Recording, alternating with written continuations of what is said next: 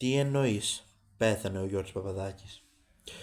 Αλάνια, είναι αλήθεια και πραγματικότητα. Όσο θέλετε να το πιστέψετε, πιστέψτε. Έφυγε από τη ζωή ο πατριάρχης του καναλιού Αντένα και επί 34 χρόνια στο κανάλι με την εκπομπή Καλημέρα Ελλάδα.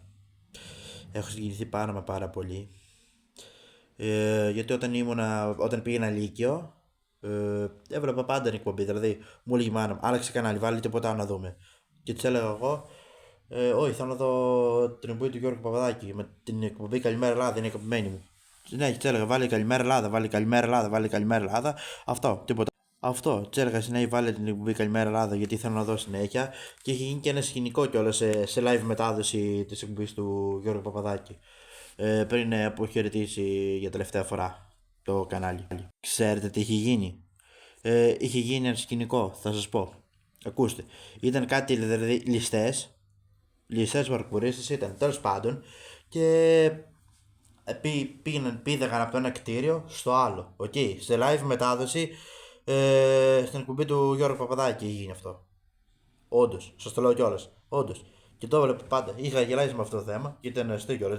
Πρώτη φορά ήταν κι ένας παπάς που τους έλεγε να κατεβούν να μετανοήσουν. Ο ένας είχε σταματήσει πάνω στο πυροσβεστικό. Δεν ξέρω τι έκανε, τσιγάρο έκανε. Δεν ξέρω. Σταμάτησε να ξεκουραστεί. Μετά πήγε ο πρεσβέα να τον πείσει να σταματήσει. Εξαφανίστηκε.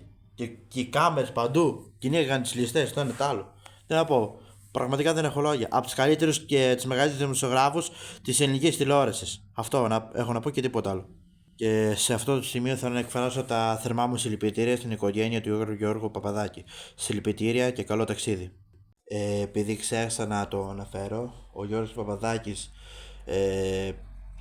πώς λένε, έφυγε από την ελληνική τηλεόραση, δηλαδή σταμάτησε να κάνει τηλεόραση 4 Ιουλίου 2025, πριν από λίγους μήνες, το καλοκαίρι που μας πέρασε.